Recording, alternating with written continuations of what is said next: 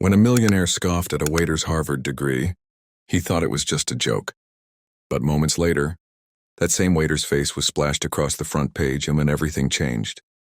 The Grand Brighton Hotel was the epitome of old money luxury: arched ceilings, velvet drapes, and polished floors that reflected more pride than practicality. It was the kind of place where tuxedos weren't optional, and every guest arrived in either a Bentley or Rolls. That night, the hotel buzzed with elite chatter for the elite: Futures Gala, an annual gathering of investors, CEOs, and entrepreneurs who saw the world as one big chessboard. At the center table sat Nathaniel Pierce, a sharp-jawed billionaire, investor with salt and pepper hair and a sharper tongue. Nathaniel had made his fortune in tech, but his reputation came from how ruthlessly he crushed anyone who dared to challenge him. Tonight he leaned back in his leather chair, legs crossed, sipping wine older than most of the waitstaff. And then entered Julian Ramsey, tall, slim, and with an unmistakable calmness in his eyes. Julian wore the standard black uniform: vest, white shirt, black tie, and carried a silver tray like every other hotel employee. But what the guests didn't know was that Julian wasn't just a waiter. He was a Harvard MBA JD candidate, working undercover on a summer research project about behavioral bias and social hierarchies. He had grown up in a modest neighborhood in D.C., earned scholarships through grit, and now found himself rubbing shoulders, albeit in disguise, with the richest in the country. As Julian offered crab cakes to Nathaniel, the billionaire glanced at him and said with a condescending chuckle, "Tell me, do you enjoy pretending you belong in this room?" Julian smiled warmly. "I don't pretend, sir. I study." Nathaniel paused, amused. "Oh? And what exactly are you studying? The art of pouring wine?" Julian remained calm. "I'm at Harvard, MBA and JD joint program.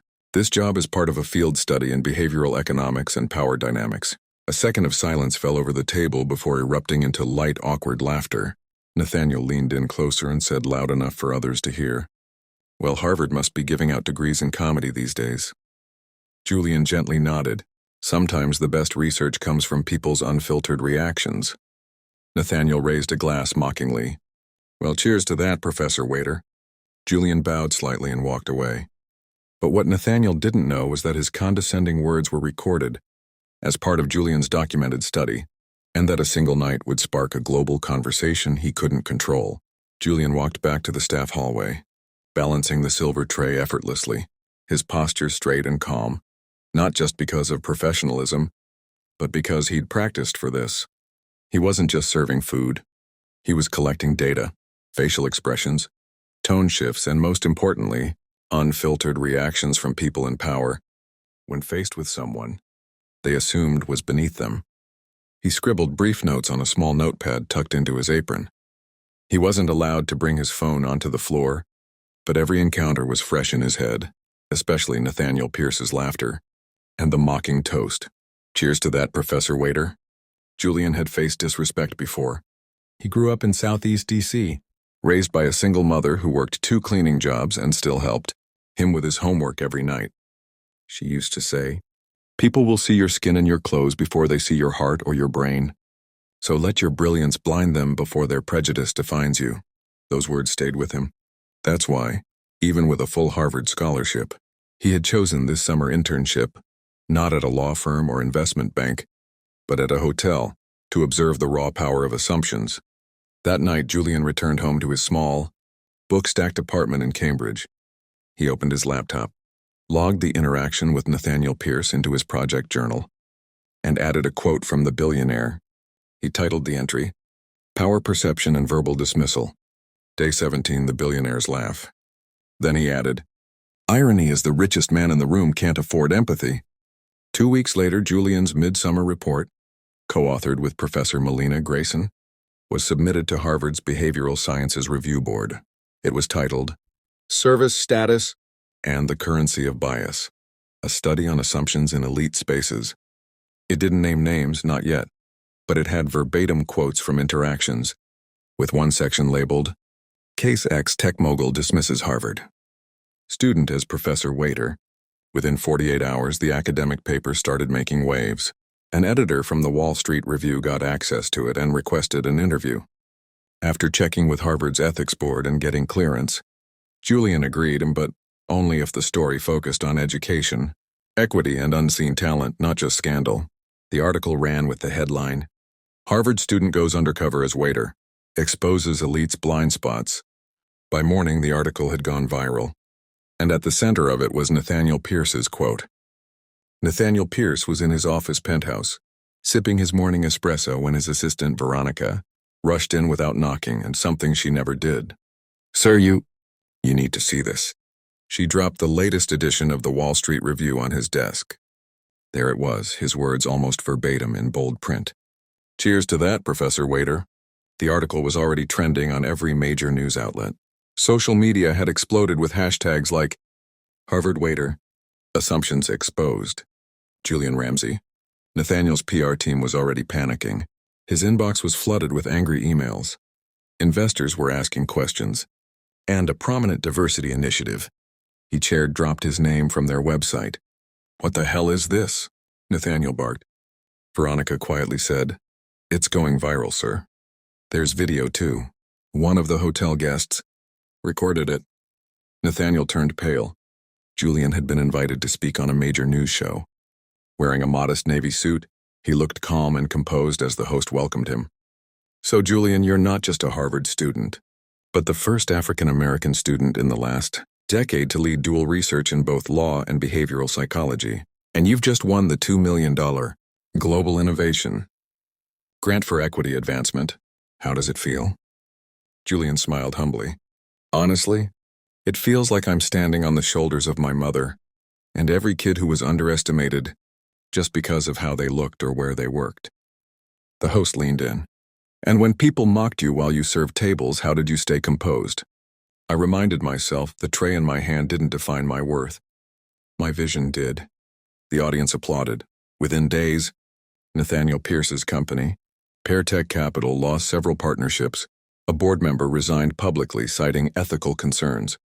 Students across universities held panels on Julian's study, quoting Nathaniel's words as the prime example of modern-day elitism. Still, Nathaniel didn't apologize. He refused interviews. He blamed the media, until one night, a small brown envelope appeared at his doorstep. Inside was a handwritten note and a copy of Julian's research paper. The note read, I forgive you, but I hope the next young man you meet, you see with your eyes open, not closed by ego. Julian R. Nathaniel sat in silence.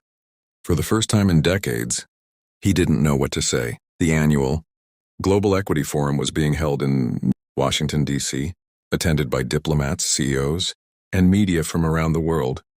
For the first time in history, the main keynote speaker wasn't a politician or billionaire.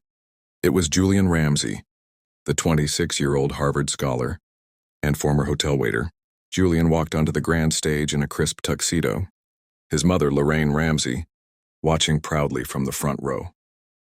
Tears welled in her eyes as she saw her son being celebrated, not just for his intelligence, but for his humility and courage. The audience gave him a standing ovation before he even spoke. Julian smiled and began, My story isn't extraordinary because I studied at Harvard. It's extraordinary because it reflects something we all face, assumptions. I was judged not by what I carried in my mind, but by what I carried in my hands, a tray. But I turned that judgment into data. I used that humiliation to design a project that's now helping rewrite how corporations train their leaders to see people, not positions. He paused. The crowd was completely silent, hanging on every word. I thank every person who doubted me, including one man whose name I won't mention. He gave me the exact conditions I needed to build my thesis, and in doing so, he gave me the story that's changing boardrooms across America. Thunderous applause shook the hall. That evening, as Julian and his mother prepared to leave the venue, a hotel concierge approached him. Sir, someone left this for you. It was a velvet envelope. Inside, a letter. Julian, I was wrong. I judged you. I mocked you. But I never expected that the waiter I dismissed would become the mind that exposed everything. I'd forgotten about leadership. I've stepped down from my chair at Peartech. I've donated $1 million in your name to the Lorraine Ramsey Fellowship for Underrepresented Scholars. You didn't just change my mind, you changed my heart. Julian looked up at his mother, stunned. Lorraine placed her hand on his chest and smiled. You've already won, baby. but grace makes it complete. Months later, Julian stood at Harvard once more, but not as a student. This time, he was unveiling the Julian Ramsey Center for Equity in Education, funded by grants, awards, and private donors. The young man who once balanced trays and textbooks now sat beside senators, activists, and professors, leading change through dignity, not revenge. Outside his office hung a framed photo of him in his waiter uniform, smiling. Beneath it, a quote etched in brass: "Greatness wears no uniform that only asks to be seen."